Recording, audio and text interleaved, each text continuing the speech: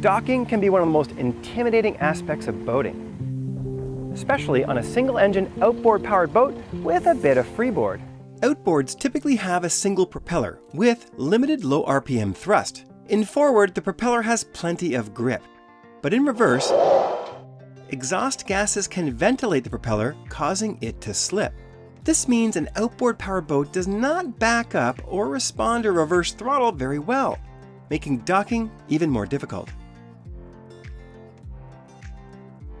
The benefits of a bow thruster seem obvious to anyone who has seen one in action. A bow thruster, however, may not be practical on a smaller outboard-powered boat. Can a stern thruster actually have some advantages over a bow thruster on a single-engine boat like this? Well, today, we're going to find out. Of course, maximum maneuverability can be achieved with both bow and stern thrusters. But for smaller single-engine boats, especially those with outboard power, a stern-only thruster can be quite effective. Now, one of the big advantages to Sideshift thrusters is that you're not drilling big holes in the boat. But an even bigger advantage to the outboard version is that you don't have to drill any holes in the hull at all. In fact, they're so easy to mount, most people can do them in about 4 hours. It simply mounts above the cavitation plate with 4 bolts. Waterproof wiring is routed up the leg and then up the same path as the outboard harness. No holes through the hull or below the waterline.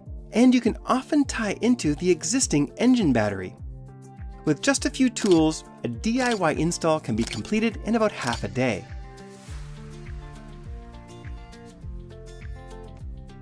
The technique is a bit different from a bow thruster, but in practice can be just as effective, if not more effective than a bow thruster. Let's walk through the steps. Step 1. Use the steering wheel and a small amount of forward throttle to point the bow towards the dock. Note, as the bow moves towards the dock, the stern will move away from the dock.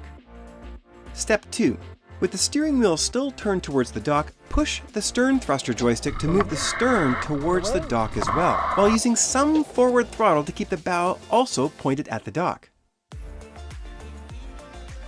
Step 3.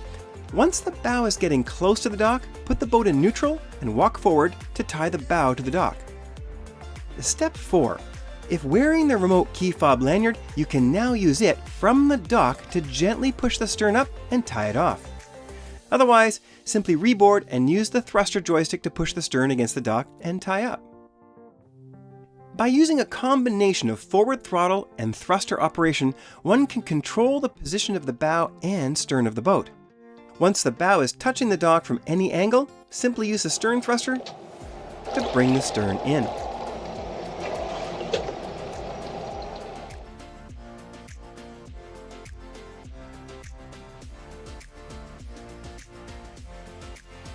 If you have a mate, position them at the bow with a line in hand to tie off when close enough that it's safe to do so.